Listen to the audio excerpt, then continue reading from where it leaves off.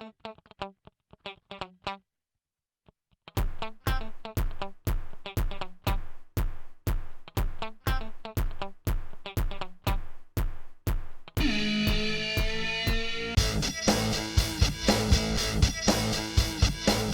how's it? This is Dan, and after listening back to some of my more recent episodes of this Musicast, I realized that I especially have come off as kind of a curmudgeon. When I was younger, even in like the early days of Facebook, when I had a quote, you had like your favorite quotes on there. I had one about a fear of growing up and growing numb. That's one reason that I do this, and that's one big reason that I started this podcast originally about music, because for most of my life, music has really been like my major passion. I love listening to it, playing it. I love consuming it, experiencing it live, discussing it, obviously. So I thought it was kind of a no-brainer 10 years-ish ago when I started this original Musicast podcast to have a platform to just kind of like explore that passion in this realm, in this format. And as critical and sometimes complainy as I was back then, I had hoped that it came through that I am a music fan, a music lover. And any criticisms or critiques that I had about specific artists or bands or the industry in general was all meant to be constructive and be a voice in helping. But now that I'm here and I'm back at it, and Dave and I did that episode recently where we kind of looked back on where we were when we first did this podcast and where we are now, it became abundantly clear to me that I'm definitely putting out vibes that are in opposition to what my original intentions were, not just for this podcast, but for my own perspective, my life in general, and how I hope to continue being constructively and positively passionate about things. I still stand by everything that I said. I do have a lot of major issues with musical output from the artists that I liked that got me into music in the first place, and stuff that I've been discovering or being recommended more currently. And just like the state of the industry and what it says about people's expectations for music and art, creativity and expression. So I still stand by everything that I said. And my goal really hasn't wavered. My intentions were being constructive. I do still love music, and I'm always on the lookout for new stuff, things that get my attention, that floor me, that, spark that feeling of like, oh wow, this is new and this is incredible and this really speaks to me, and this, kind of scratches that itch of here's something I can relate to and something that makes me feel something in a way that I wouldn't have thought before. Or, I've never felt like finding something that works for me in the creative artistic realm, like finding a band that I love, or even like film and television or anything else that I could point to and say like, well, that's basically flawless, that's perfect, and it speaks to me in every way that I could want it to. I never feel like, okay, I'm good now. I don't need to like explore anything else, or not accepting recommendations from people or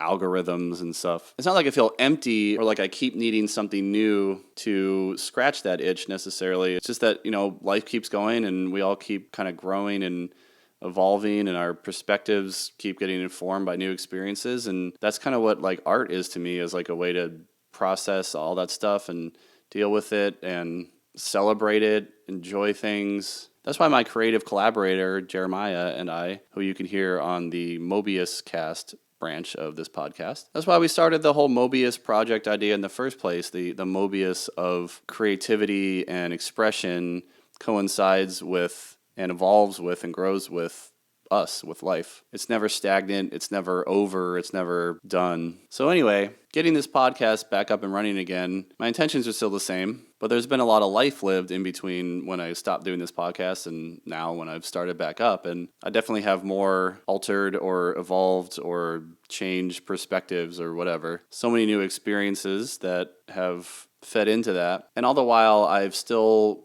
kind of lived with this passion for music to kind of be a soundtrack to that, I guess. And I guess I've just grown, as I've grown older, I've grown a little frustrated with so much of not feeling like there's as much to discover and as much current, at least from where I'm sitting, like I did back when I was a kid and a young adult. And there was just so much, felt like there was so much newness to music, to rock.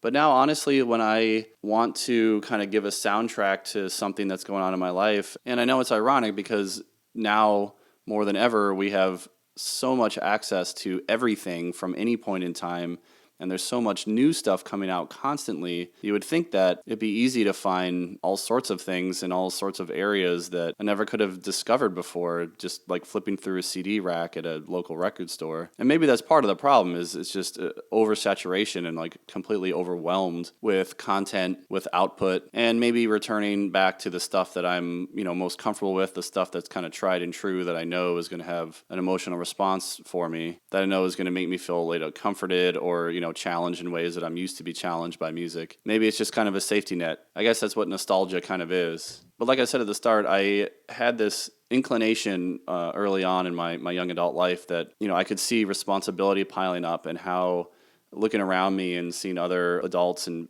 people past my generation, that seemed like there was a certain loss or subduedness of passion and the need to express that passion when you're living this sort of daily routine and things are expected of you. You have a lot of responsibility. I understood, but I was also very wary of that affecting me that way. I remember as a kid, it was always very frustrating to meet a friend's parent that you could tell they had a cool older CD or record collection, and you'd say oh cool, you like Metallica, you like Guns N' Roses, have you heard of Pantera, have you heard of Sepultura, and they'd be oh, I stopped listening to that stuff in high school, this is just my old record collection. And that always kind of bummed me out. It was oh, you love something once and then you put it on a shelf and then you just kind of got over it. And I know that's a generalization, everybody has their own feelings and reasons, and not everything is meant to last forever. I totally understand that. But music and the feelings that it invoked and the way that it inspired me and kind of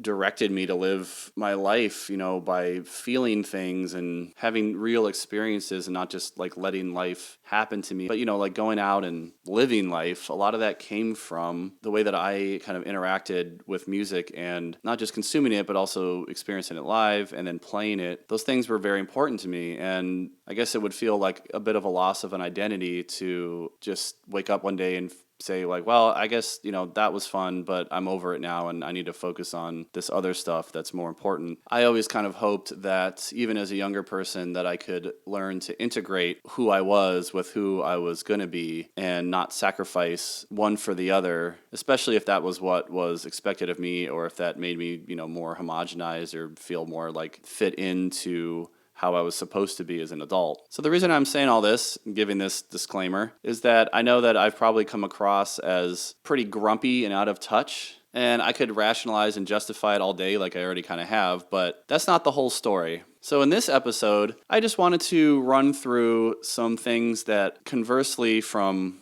the previous episodes about things that haven't been working or that haven't affected me or inspired me like they used to in the past decade or so, since I put the podcast to rest back then. I just wanted to take a minute and focus on a bit more constructive and positive attitude as I reflect on the past decade or so, because I think the more recent episodes, the resurrection of this Musicast, as it were, had a bit different of a point and a different perspective. But there have been a bunch of artists and releases in that time period that have really floored me and inspired me and stuck with me and have kind of grown and evolved with me. So let's get into it.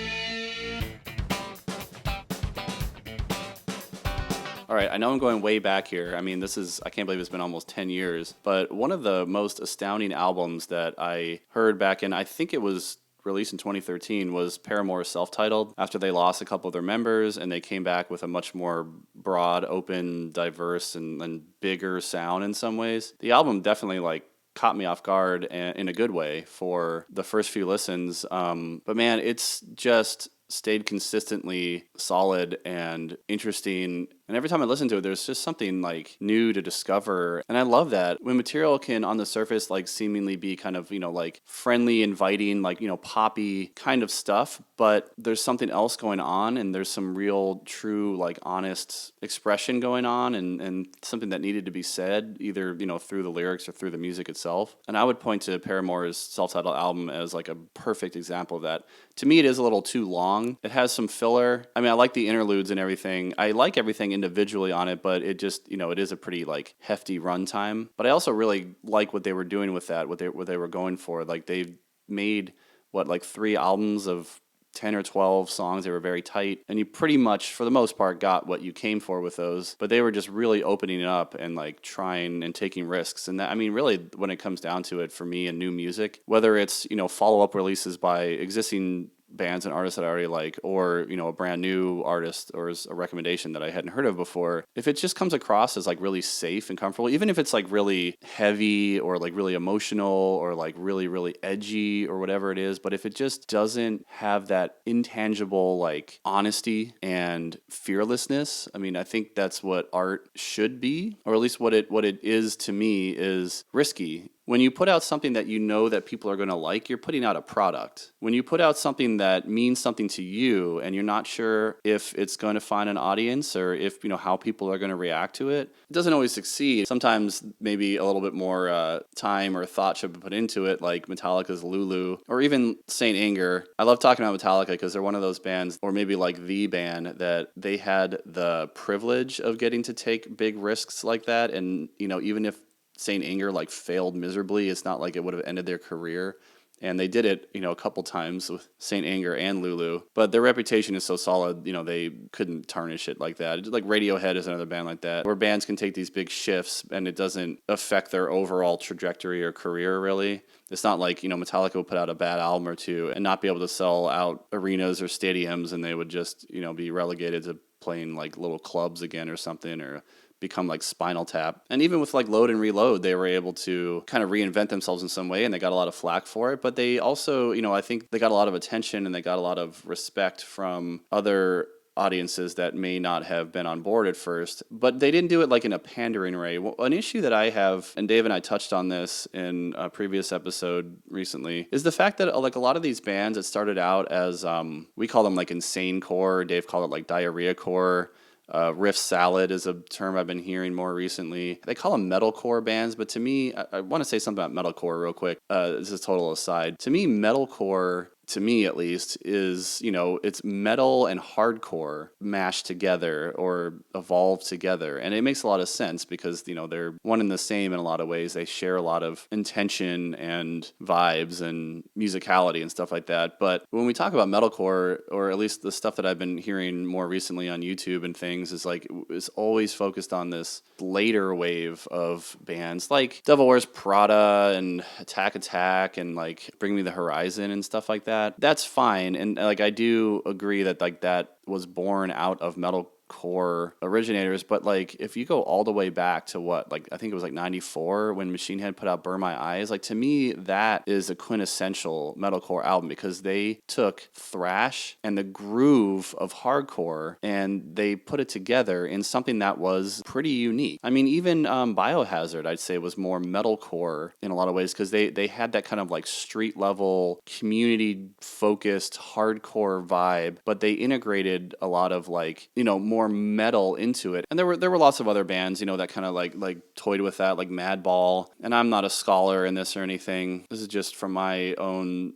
knowledge. Oh, and I think that sound was kind of, I don't know, maybe perfected or brought to like, not maybe the mainstream, but like a much larger level when Hatebreed put out Rise of Brutality, because to me that is like the more modern, essential or quintessential metalcore album, because they were a hardcore band through and through when they started, of course, but then they integrated more like blast beats and stuff. They really were like a mix of thrash and hardcore with the breakdowns, the blast beat, or kind of like 2/4 punk rhythms on verses, the groove. I just had to kind of get that out of my system because I keep hearing about metalcore associated with this like MySpace era of metalcore, but I think that was a much later iteration of that movement, and credence hasn't been given to bands that really experimented with integrating metal from like, the 90s. Metal was seen as much more of like a thrash-ish kind of thing, and then hardcore. But anyway, my original point was just that all these bands now, like the ones I mentioned before, like Bring Me the Horizon and Asking Alexandria, and I don't know, I don't really listen to this music, but I was,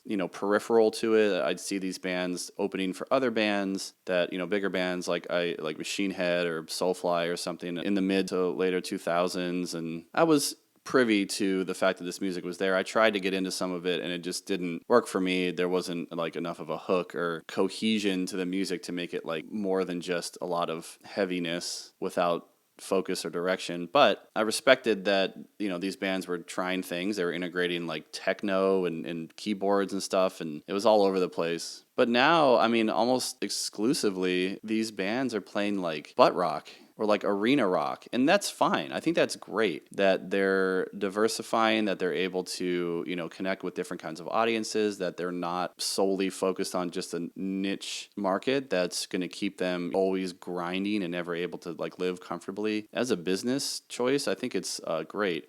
When I hear the music, though, what I hear is pandering to audiences, sort of like a built-in audience or mindset that's going to eat this stuff up, because that's what people want to hear. Something a little bit more safe and accessible, as opposed to what these bands did originally, which was, really not. So I think, some might argue that it's a big risk for like a MySpace crabcore, metalcore band to do a big turnaround and start playing more like, I don't know, even if it's not like radio friendly, like FM radio, but still Sirius XM octane core kind of stuff, or stuff that, can even almost show up on alt rock radio. Some might say that's taking a big risk. You're alienating your original audience that got you to where you are, and you're, speaking to a much broader and larger audience. But it feels much more to me, and I can't speak to these bands and these artists, if they really enjoy and it's really meaningful to them, like, hallelujah, that's wonderful. I will never decry that. But what I hear, like, what it makes me feel is really nothing, and it just feels kind of like rote and safe and more calculated. It's not just the overall tone of the music and the fact that it's different than what it was. It's listening to it objectively now, I just don't like it very much. I just don't, it doesn't really do anything for me. It's just kind of boring. But going back to Paramore, there's definitely like a lot of like yeahs kind of influence in the tonal qualities of the album, like the big like kick drum sound and distorted bass and stuff like that. I know yeahs didn't have a bass player, but like they would drop their guitar to like kind of, fill in for that sound. But you get what I'm saying. Like that album just had a lot of experimentation, a lot of exploration of like what they did well, and there's a lot of that still there, stuff that was from their other albums from before, but also like all this other new stuff. And the fact that it was kind of like hard to just point and say like, okay, this, because you could say, Paramore's original 3 albums were like of that, I don't know, whatever people call it, like that emo mallcore, hot topic core, whatever. You could definitely like kind of say like, oh yeah, they were this, whatever you wanted to call it. But once they put out that self-titled album, it was kind of all over the place in terms of all the different sounds that it incorporated, but it never felt unintentional or unthought through, and it all worked. It felt like a cohesive statement. What makes a great album to me is that kind of thing where you can like listen to it from beginning to end, and you may not like love every single second of it, but it feels like a work of art. And so like almost 10 years strong now, I still can put on that album and just be totally floored and like driven by it. It's so good.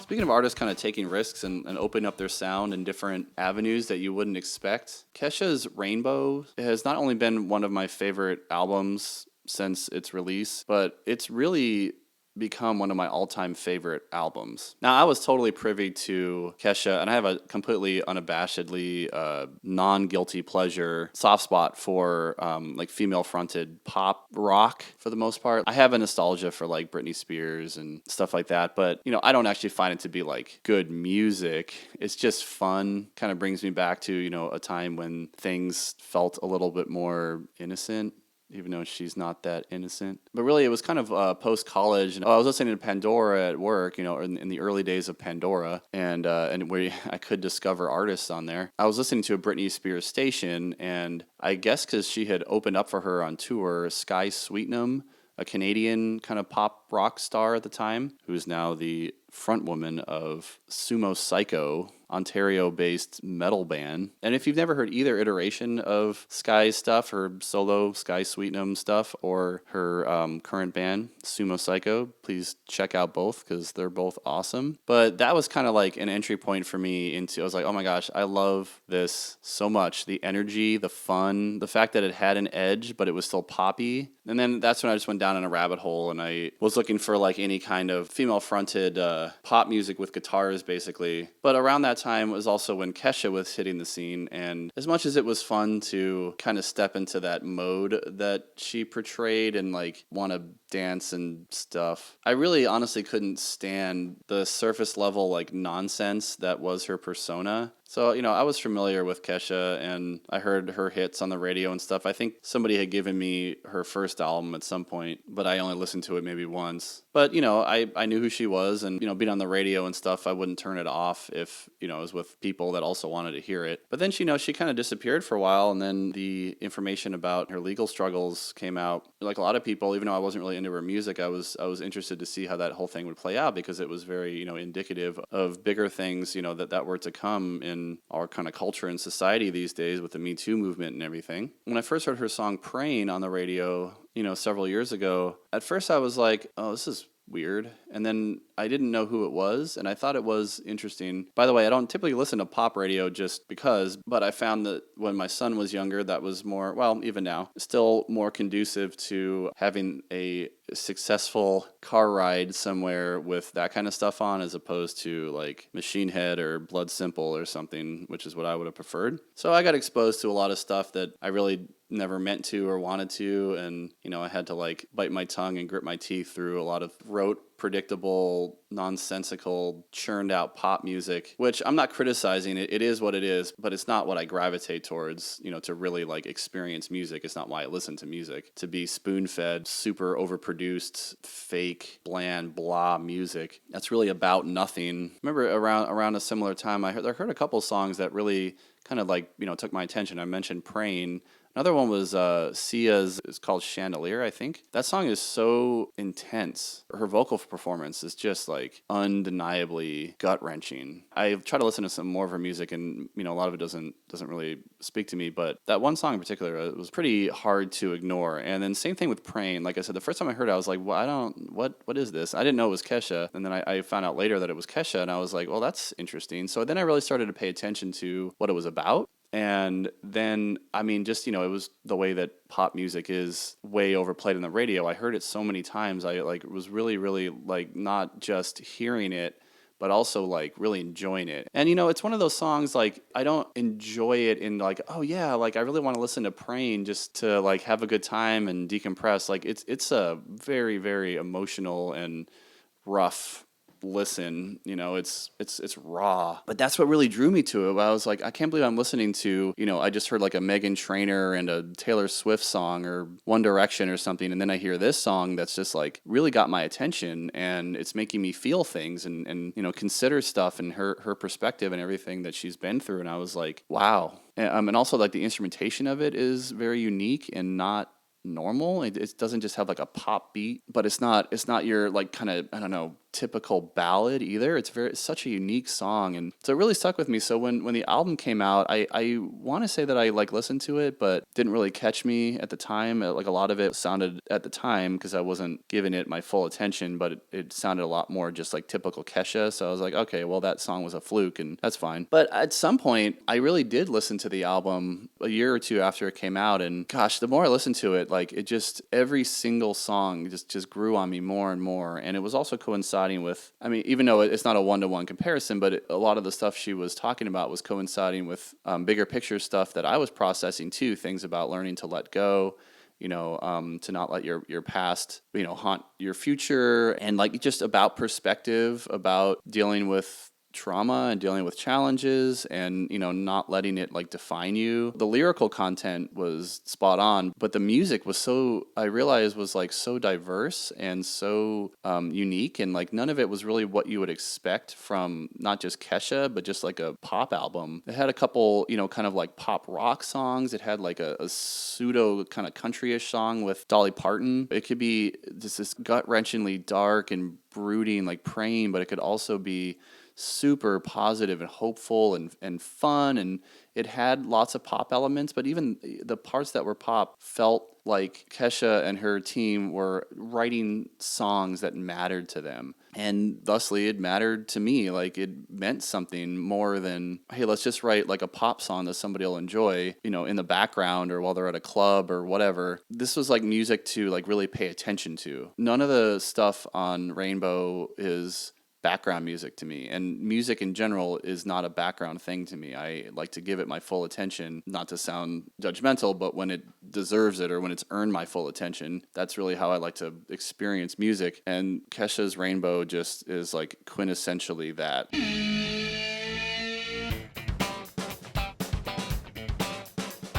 All right, let's get into some more like specifically rock and metal stuff, because that's really kind of, my fallback position. And I'm glad to say that even though, like I said earlier, things have kind of changed and evolved, and I've gotten older and had a lot more experiences and responsibilities and things, that young people, as they get older, grow out of listening to that kind of music, or at least taking it seriously and not just being a solely nostalgic thing. I have been growing up, but I have not been growing numb. I still crave the kind of music that speaks to the side of the human condition that is scary to a lot of people, but I think it's important to process and deal with. My brother calls it our shadow side, the darkness. But one thing about music to me is that it gives light to that darkness, even if the music itself is dwelling in the darkness, which is really often not what I choose to listen to. Things that are exclusively, mean-spirited and expressing hate and negativity. So the big thing that drew me to hardcore when I was younger was that, I had a lot of those angsty feelings as a teenager, and the world's against me and everything, but I also had hope that it could be better and things would get better. A lot of the music that I gravitated to, Soulfly and Machine Head and a lot of new metal and stuff, even Korn, when they get really dark, there's always at least a smidge of hope, and there was something there that the music was able to lift me up and enlighten me as opposed to drag me down. And even now, I still gravitate towards heavy stuff. Some of it is, because it just tends to be like the most energetic stuff that I can get my hands on, because that's really what I, enjoy about life in general, is being energized and excited about it. Metal is a great soundtrack to that, and punk, and there's also an emotionality to it that is a really important thing for me to have when I need to deal with that stuff. So unfortunately, though, like I said in a previous episode, I really have not been impressed or excited by the state of metal pretty much since new metal died, quote unquote. But there are some acts that came out of that movement that are still, to me, consistently putting out, or had been putting out, honest and current and quality stuff. And for the most part, Head PE is one of those bands that I've stuck with. You've heard me talk about them a few times on this podcast, when I saw them in 2012, I think, in Lynchburg, and they were just so good live. And I've seen them live before, but they're really different every time that I've seen them, and their albums have been very different. They've even put out an album. They've put out a slew of albums in the past decade, and I haven't been head over heels for any of them like I was with their earlier output, but I haven't been super disappointed, except for one. It was called Evolution, which was kind of ironic to me at the time, because I was really disgusted with how slow and boring and rote and uninspired it was to me at the time. I actually listened to it recently and was pleasantly surprised that I was being a little too harsh on it. I guess I was expecting, because they had been really, really angry and energetic for a lot of their output after they were kind of suffocated by the music industry in the early 2000s and being pushed in a certain direction to be more radio friendly or whatever. And so this one almost felt like a return to that, where I just felt they weren't putting in a lot of effort. But looking at it now, it's actually really groovy. It has some really good hooks, and I kind of feel like it's just this big amorphous output that they've had pretty much since they kind of went more indie. It's been a similar kind of tone and quality.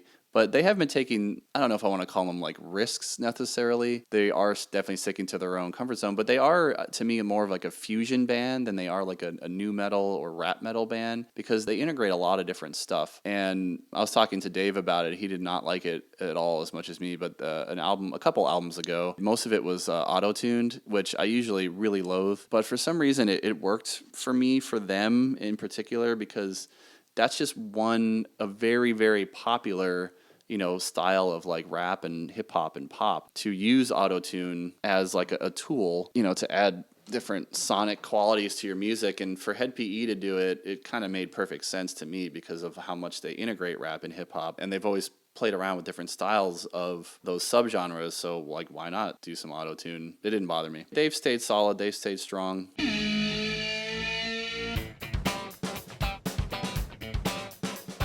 And of the similar ilk, this is a kind of a tough one to talk about, but, Linkin Park, Dave and I are both gone on record of talking about how much we used to just absolutely despise Linkin Park when they first hit the scene because they felt so derivative. To me, like, when Hybrid Theory came out was, at the time, like, I can look back further than that and say, like, Follow the Leader from Korn and Significant Other from Limp Bizkit, to me, were like kind of the end of, the honesty of new metal before it became like a, mainstream like package. When I was a teenager, when Hybrid Theory came out, that was to me was the death of new metal at that point, because it felt like just so weak when compared to their influences and their ilk. And then it wasn't until Minutes to Midnight that, I was like, oh, wow, these guys like write really good songs. And I know that album just really worked for me. I went back and I gave them a second chance, and, I really liked what I heard. And then I followed them moving forward, and they kept just taking big risks. I was really surprised when they put out 1,000 Suns and how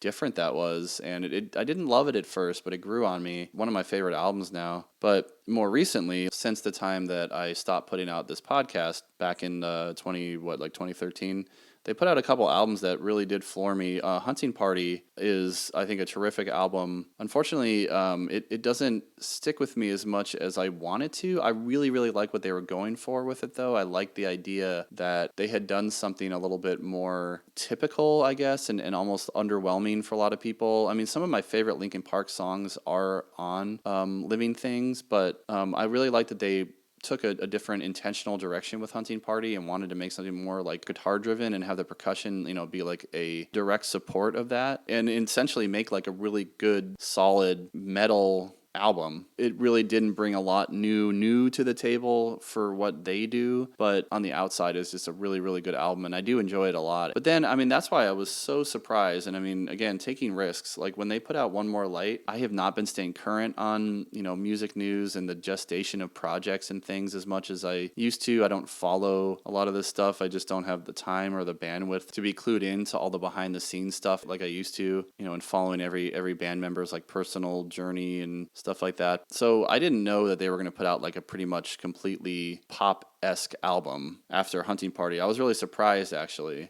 I did hear some initial reactions to it before I heard it, and so, I was primed for it a little bit, but the hate that it got, which I totally understand from the perspective of somebody that feels a certain identity with a band or a sports team or another kind of product, anything that you feel is like a part of you, and you have certain expectations for it, and then whatever that thing is, whether it's like an IP like Star Wars or Marvel or whatever, and then they take this big left turn and almost feels like a slap in the face, and I've definitely reacted to and felt like that from stuff. Totally understand that, but I feel like the context that's being missed with Linkin Park in particular is that they have taken some big left turns before. Like this wasn't like they were just Hybrid Theory kind of band all the way through until One More Light, and then they took this big turn. It was like they've been trying out different stuff every album. I mean, Meteora was a big shift in a way from Hybrid Theory. It was more streamlined and more focused, and I mean, honestly, like I didn't feel like it was pandering as much to the new metal crowd, specifically like Hybrid Theory was. But I mean, it's kind of like Korn's Path of Totality. Like, I don't decry Korn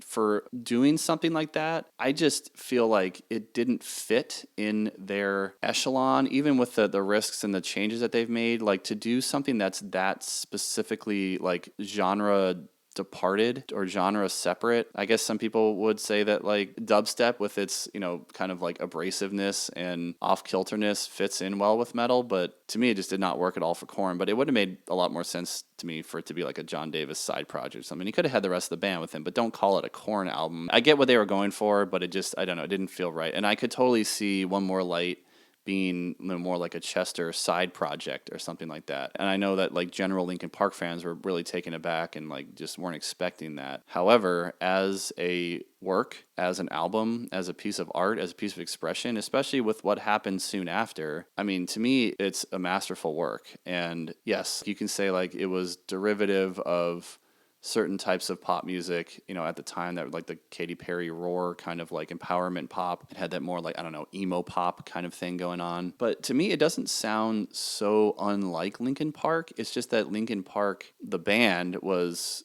stripped back and used in very subtle and clever ways to make a completely different sound for them that to me really worked for them. Because Chester, to me, like I said, from early on, I didn't think Chester was a very good metal singer because he didn't have like that your typical like lower tone like gruffness, which I was used to from like thrash and other kinds of new metal and hardcore and stuff like that. And I learned to appreciate his style and what he brought to the table later on. But I thought what I started with when I was talking about pop music, I really thought that his kind of like his grittiness and his angst felt perfect to me to make pop music rise above your typical people that are really, really talented. I'm not going to name any names here, but there's so many artists that I've been told like, oh, you got to check out this artist, or what, you don't like blah, blah, blah because they're so talented. I'm like, yeah, but talent isn't expressiveness. Talent is just something that, you're good at, but can you use your talent to make something that like speaks to people and that has like honesty and vulnerability. And a lot of pop stars to me, when they're so amazing, they can sing up and down scales. It's one reason that I don't like Kelly Clarkson's music anymore, but I used to love her stuff, was because she's so talented and she's so powerful. And to me, like the rock music that she was making during a certain period of her career was a perfect support for that talent. It really brought out and escalated, what she had to a new level. But now that she's just doing like straight up synthesized pop, it's all resting on her vocal talent, which is great, but it just, I don't know, it doesn't have the same feeling to me. But there's lots of artists now that they can sing up and down scales and they can hold out notes super long and they're just super amazing, but the music doesn't do anything for me. But when you bring in somebody like Chester to make music kind of like that, oh my gosh, like it just all worked for me. It made the pop music better to me. It made it more like listenable and honest and true. But it also, I thought it worked really, really well for the themes and the content that he was, singing about in that album and how raw and rough it was. That's why, like I said, with Kesha's album, so honest. One More Light feels like at the same level to me. It was like something that needed to be done, and it needed to be done a certain way, at least to the artist that made it. And they did it honestly. They took risks, and it's so heartbreaking and so disappointing that even after Chester putting his heart and soul into something like this, and he got so much flack for it, and then I'm sure that was a contributing factor to what happened soon after. Shame on people for being so cruel to somebody that was doing something that he needed to do, obviously. I don't think anybody was forcing them to go more poppy. Linkin Park was a brand name. Like, this is conjecture, but I can't imagine there was a reason that their record company, they were like, no, you have to put out a pop album, or the rest of the band was like, we got to do a pop album. They just made a big metal album. Why would they do that unless they felt like that was where they needed to go, what they needed to do? So that album has stuck with me, and it's just fantastic.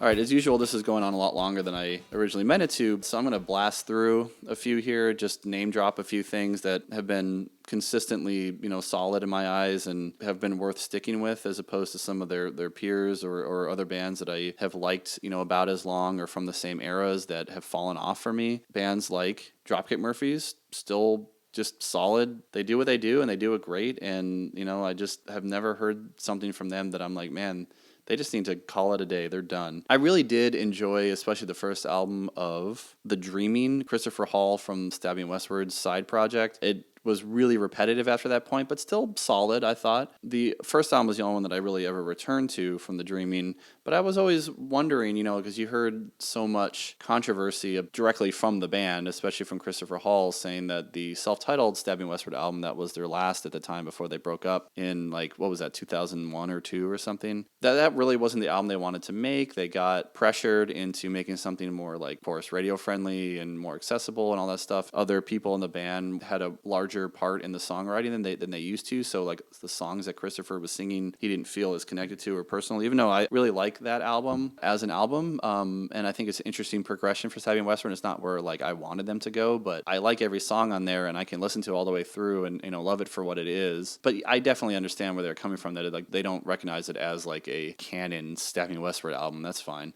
That was another one, too, that maybe could have been, like, considered some kind of solo or, like, side project or something, and nobody would have blinked an eye at it because it was put out under that band name that, it had certain context that came with it. That's why I was really surprised, though, when Stabbing Westward came back. I wasn't surprised that they came back on the scene because, like, all acts from that era are, like, doing reunions or whatever, trying to just bank on this whole nostalgia thing that has been growing. But what surprised me about Stabbing Westward getting back together was how much I actually liked it. And it's interesting because, like, some bands have gotten back together and put out an album like Spine Shank and Cold Chamber and stuff from a time that I, used to, like, just drool over those bands. And the stuff they came back and put out after being gone for so long was just, like, snore-inducing to me. It was just so predictable and boring. It wasn't bad, but it didn't feel honest. It didn't feel worth it to me. So Stabbing Westward, conversely, put out stuff that sounds a lot more like they did before they took that turn with their self-titled album. And it's been, 20 years since they did that. And, like, for a band to come back after that long and put out that, like, kind of like we're returning to our roots thing, which is always a red flag for me, because how can you go back to where you were when you have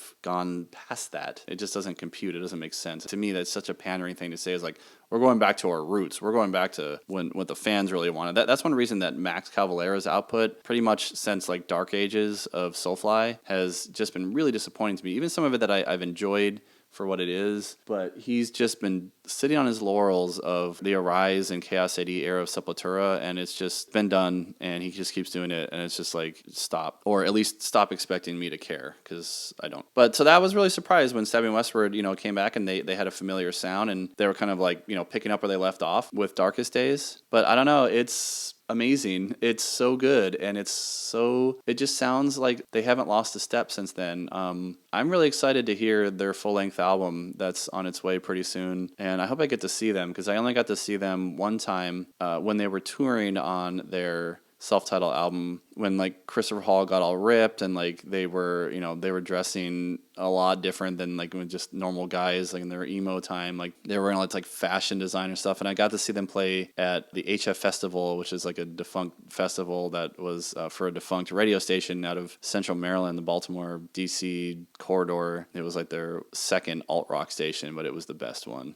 And they put on an awesome festival for years. I saw Stabbing Westward, I think it was 2001. They only played like 6 songs, but they were still really good, even in that context. But I'd love to see them more, like, in a club or something, like I never got to. But yeah, I mean, that's been a pleasant surprise, and I'm excited to be excited about, output from a band that I liked as a kid, as opposed to kind of being, like, jaded at this point, expecting bands to disappoint me, especially ones from my youth. And another one in that arena is Get Up Kids. I didn't hate, but I was definitely disappointed, like a lot of older Get Up Kids fans like myself were, when they put out, I think it was like a 2011 album, There Are Rules or something like that. And again, I got what they were going for. They were trying to be weird and experimental, and but it almost felt like a middle finger to the genre and to their fans. And again, it could have been like a Matt Pryor or James Dewey's side project or something, but it just wasn't Get Up Kids. And it's funny, it's because it's like I've been defending One More Light, and a lot of people say, well, that's not Linkin Park. But I do feel like you can hear Linkin Park. I mean, I would have not been surprised if they had done it under a different name or a side project, or just called it like Chester Bennington or something. To me, it's not so much of a departure from stuff they've done before. You would say, like, oh, it doesn't sound like them at all, as opposed to their Rules album was, I mean, yeah, it sounds like Get Up Kids, but it sounds like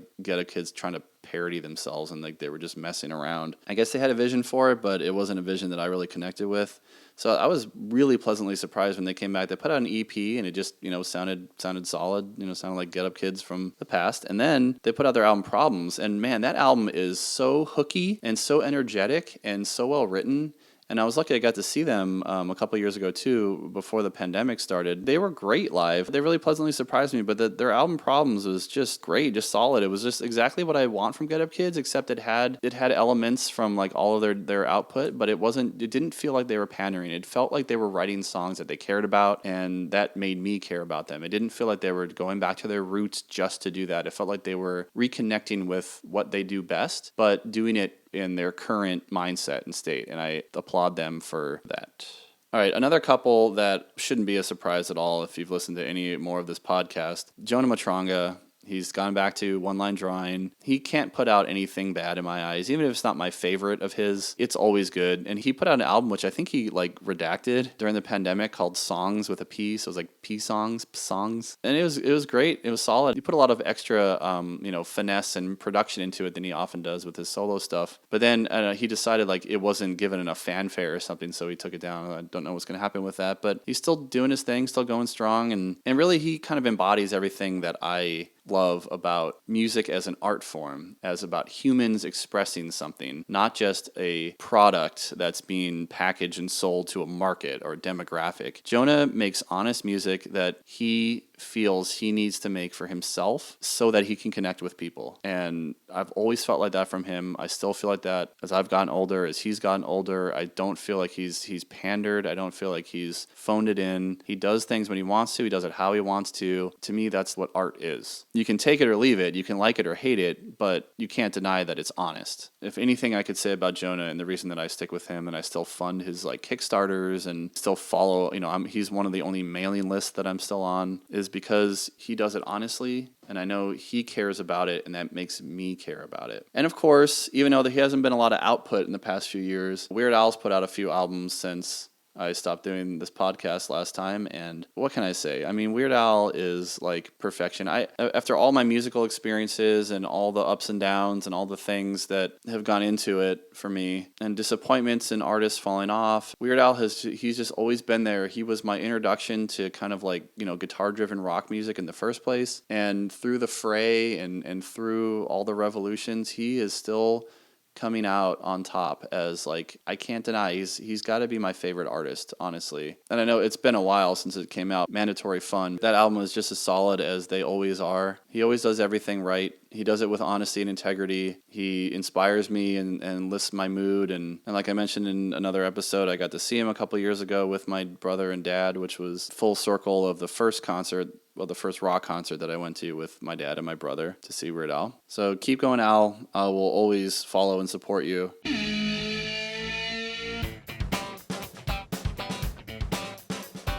So to wrap this up, another couple that I'm not as deep into their catalog and I'm not as album or song title friendly as I am with this other stuff. Haven't been a fan as long, because you might have noticed that everything that I've talked about that's been really, inspiring me and sticking with me over the past decade or so has not been a new artist, which is really disappointing to me. I'm always on the lookout for something that'll hit me and stick with me and be my next Deftones or my next Soulfly, or something that, just embeds itself into my soul and reinvigorates my love for music and expression. And it's not like I've been tuned out completely. I have not been as tuned in as maybe I was as a teenager, spending hours at the record store or combing the web for stuff. But I mean, with streaming services and everything now, and access to music and YouTube, I'm exposed to things all the time. I'm getting recommendations. I'm on Facebook groups and chats and things where people are throwing out bands all the time. I know it's probably my issue, my problem. There hasn't been any newer artist that has started in the past decade or so that has really floored me, that has Around the Furred me, or Korn's self-titled album me. There's been a lot of stuff where I'm like, oh yeah, this isn't so bad, or I like this, I enjoy this, and then it doesn't stick with me. I don't want to keep going back to it. Part of it, especially in the heavier scene, there's a certain synergy for me between form and craft, structure, hook and melody, how it's done, what it sounds like, and the honest emotions it strikes in me that I just haven't been finding in stuff. I've been hearing a lot of things that are really heavy, and that's awesome, but they're heavy without substance. It's just like they're trying to be really heavy, as opposed to like, when I first heard Korn and I go back and listen to like Korn's early stuff, the heaviness was like, I don't think they were going into it, and maybe I'm wrong, but I don't think they were like, let's down tune our 7-string guitars and get this really like powerful but emotionally vulnerable singer John Davis so we can be as brutal and intense as possible. They were all just tools at their disposal to express what they wanted and needed to express. But most of the time when I put on liquid metal or get like, a recommendation in a forum or something, it's like, you got to check this out. This stuff is so brutal. It's so heavy. It's so intense. And it sounds like they are doing it on purpose. Even if the music itself is very complicated and convoluted, the intention behind it is, let's be as heavy and brutal as we can. That doesn't speak to me on the level of repeated listens. Sometimes I'll hear something, I'm like, it's got a good groove and, it catches my attention because it is so like in your face and big, and it's lacking staying power. And a lot of it too is songwriting. One thing I loved about like nu metal and grunge and thrash was hooks. Like even something more proggy like Metallica's And Justice for All, like there was circular writing, there were riffs you could expect to come back and hooky kind of stuff. And that's why I understand why a lot of these bands like Bring Me the Horizon and such that used to not play that kind of stuff but now play really hooky stuff. I get why they're doing it, but I think you can have it all. You can have it both. You can have brutal, intense, crazy, psychotic music, but you can also have hooks, and it can be memorable and listenable. And look no further than, like, to me, most of the stuff that Tim Williams, the vocalist of Vision and Disorder and Blood Simple, is involved with is kind of like my case in point. VOD's old album Imprint is like a perfect example of that to me. That album explores like the depths of insanity in a lot of ways, not just from the lyricism, but the tonal quality of it and the craziness of the songwriting. Or like Poison the Wells music. Those kind of like post-hardcore bands where it was almost like pre-screamo, what we think of screamo or metalcore now. A lot of those post-hardcore bands, they were really messing with the idea, of brutality and insanity in the quality of their music and the songwriting. But it wasn't just like riff salad, just like random riff next to random riff next to random riff that were all good on their own and brutal and fast and heavy or slow and groovy. They were like this cohesive insanity. It can be done. It just takes a little bit of attention of songwriting, of saying like, what is this song? Why do I need to write this song this way? What am I trying to express through this particular song? Not just with the lyrics, but with the way that it's structured and the way that it's presented. And, I'm going to sound like an old curmudgeon, but like bands these days seem to be missing that. Not all of them. And that's why a couple other ones come to mind that I'm not totally head over heels for, but I'm definitely interested in, and I'm, going to make it a point to kind of keep in touch with them and their output. Alien Weaponry is one band that caught my attention. And in a similar vein, just very recently, I was introduced to Bloodywood. Both bands, I think a big reason that they got my attention was because of what kind of got my attention about the Roots and Soulfly era of Max Cavalera's output is like the integration of more like indigenous tribal sounds in heavy music. And I really like that dichotomy, between like folk and heaviness, which is another reason that another band that I absolutely adore that's come out of this too is Blackbriar. I was introduced to them by a family member who knew that I was into Selkie folklore, which you can hear more about on the Selkiecast side of this podcast. But man, they're not doing anything like new or special necessarily, but the way that they do what they do with this kind of like folklore-ish content with a kind of like more accessible folk black metal kind of sound with an amazing singer, it's all just like the perfect package for me. It's very like cinematic. And that's kind of how I feel about like bands that really maybe aren't necessarily the same like subgenre, but Alien Weaponry and Bloodywood, they integrate a lot of different sounds, and they do it very intentionally. They're very self-aware, but they're honest, and I think that's really fun. Maybe another part of it too that I've been missing, and something I miss about nu metal is that fun aspect. You can be dark and brooding and heavy, but you can also be like groovy and bouncy. I don't know, give me more of that. Give me some like brutal fun. Give me some intense, heavy, groovy fun.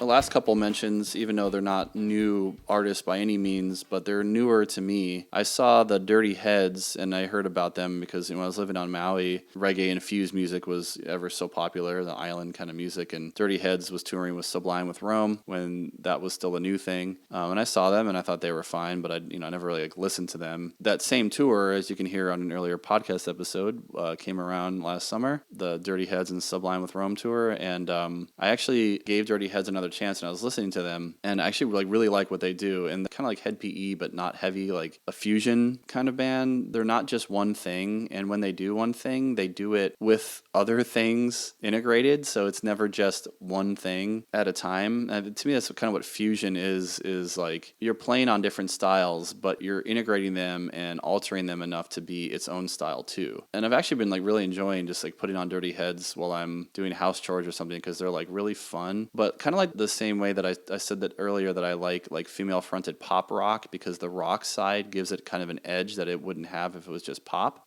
Dirty Heads is kind of like that to me, except their edge is coming more from their hip hop. So I love the fact that it's not like raga. It has a more almost like a punk attitude, like Sublime does, but without the punk music. And in place of that is a more hip-hop kind of attitude and sensibility. All of that together just really works for me. And to wrap it up, one last one that was just recommended to me last night, and I've been listening to all day today, is the former lead singer of Flyleaf's solo stuff, Lacey Sturm. So Flyleaf is one that, when I first heard them, I kind of wrote them off. And they caught my attention because I thought they were cool, because they just had a screamy female metal-ish singer. But then I saw them open when Korn brought back the Family Values tour in 2006 or 7 or something like that, and I thought they were just kind of meh. And so I never really gave them much of a chance, but then my Mobius Project bandmates who I live with on Maui were really into them. I gave them a second chance, and I really fell in love with, I think her name was Lacey Mosley at the time, but it's Lacey Sturm now. Her vocal, not just her vocal range, and not just the way she sings, but she is a rare singer that I would describe as dripping with emotion.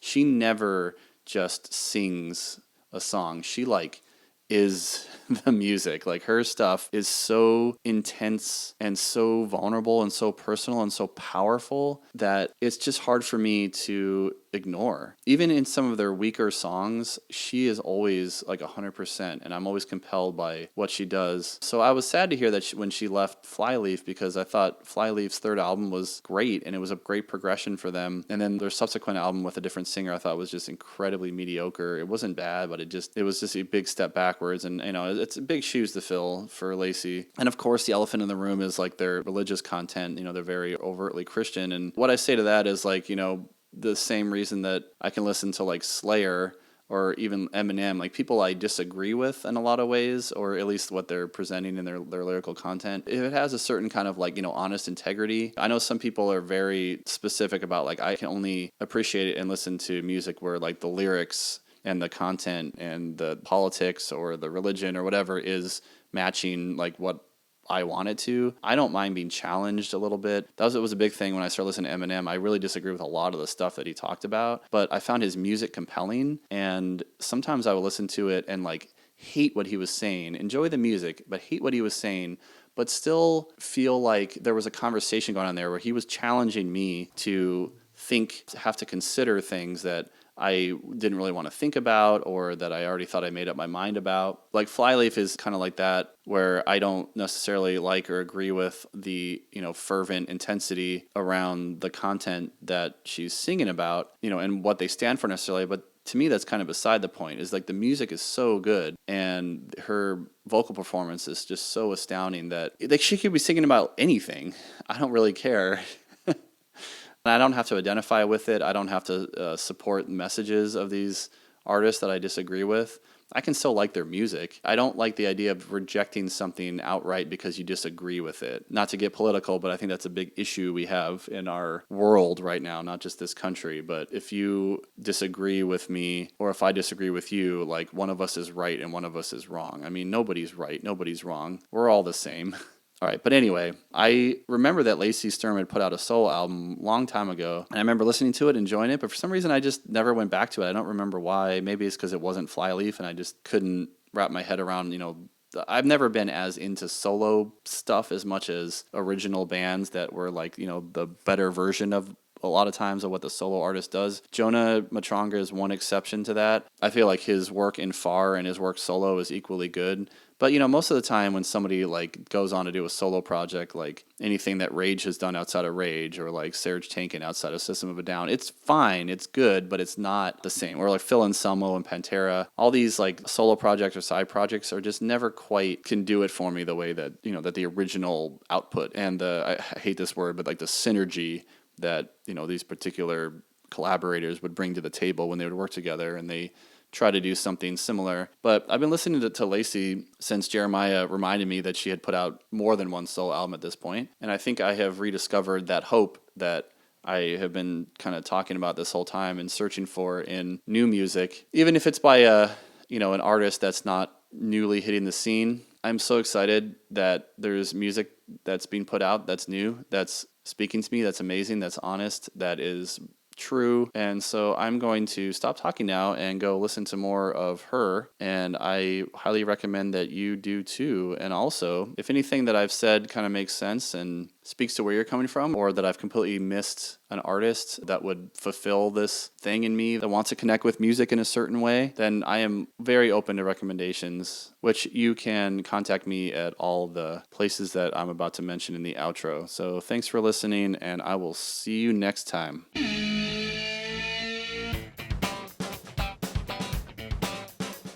So even though I might seem like I am kind of a curmudgeon when it comes to getting into new music based on the last few episodes, and also the fact that most of the music that I was celebrating in this episode was more like legacy stuff that isn't like brand new or scene breaking. But that doesn't mean that I'm completely out of touch. Really, where I have been spending and directing my energy into new music has been in the realm of making it. Actually, around the time that I originally put this podcast on hold, or indefinite hiatus as bands do, around that same time started a band again after having not been playing music for almost 2 years, because I had moved from Maui, where I was in my previous band, the Mobius Project, which you can see more about at the website breathingunderwater.us. And that's a project that's still ongoing, just a distance project. But I had sold my drums when I left the island in 2011, and I got to that breaking point where I was like, I need to play. This is crazy. So I put myself out there on Craigslist and just asked if there were any bands out there that were looking for a drummer that had a set, and got a couple replies, and one of them worked out to the degree that I'm still in that band. It's been almost 10 years now, and that band is called After We Praey, Praey, and we've been dubbed new grunge as sort of our genre, which is to say that we write a lot of stuff that wears our influences on our sleeves. Hopefully we're making something that is unique, at least to the fact that we're pulling from genres, but we're writing honest music that, reflects our inspirations, but isn't necessarily just throwback for throwback's sake. I'll let you be the judge of that, but I've been really lucky to have this project going strong for so long. And you can check us out at afterwepraey, Praey.com. And not only that, but I've also been involved in some other projects, which I'll make sure to feature on this podcast in the future. But for now, here is one of my favorite songs to play that we have recorded. It goes from a fun kind of dance beat to a really groovy, almost like breakdown. And the song's really intense and heavy. And the song is off After We Praey's debut album, Drop, Cover, and Hold On. And this song is Take It Away. So take it away.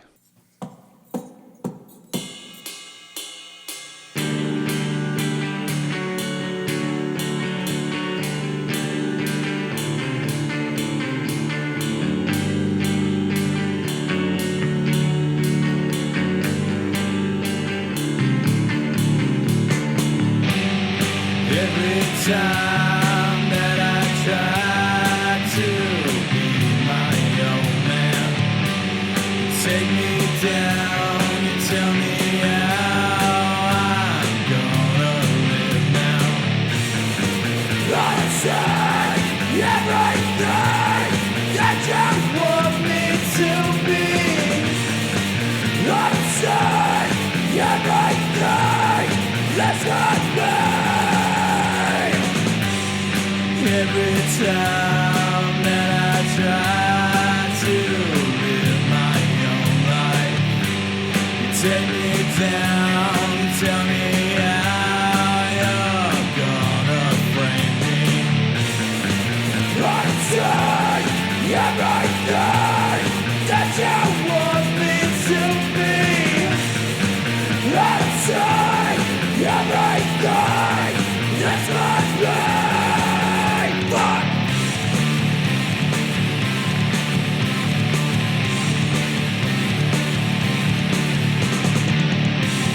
Take it away!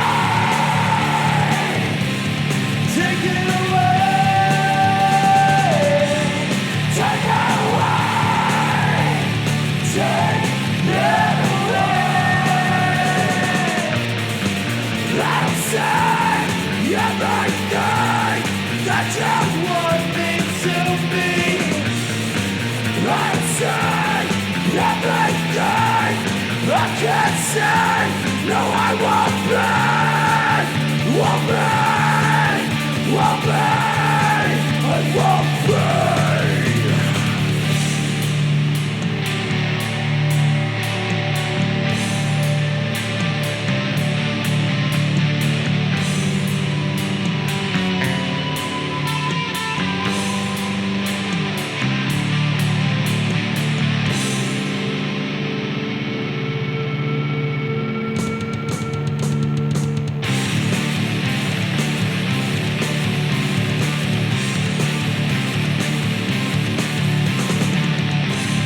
Take it away!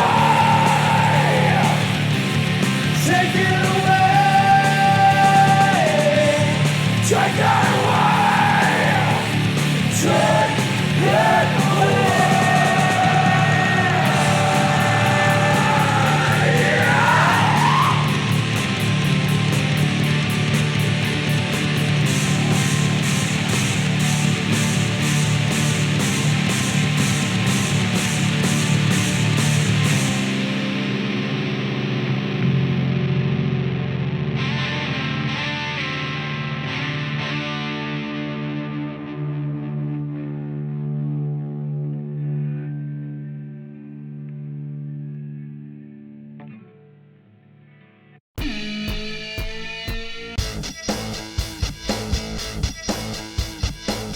Be sure to visit breathingunderwater.us. Follow me on Instagram at breathingunderwater1 and drop me a line at breathingunderwater1@gmail.com. Please note that I do not claim any ownership of any media presented in this podcast, which is only used for promotional purposes unless otherwise noted, and all views and opinions are those of the person expressing them and do not represent any other entities discussed in this podcast.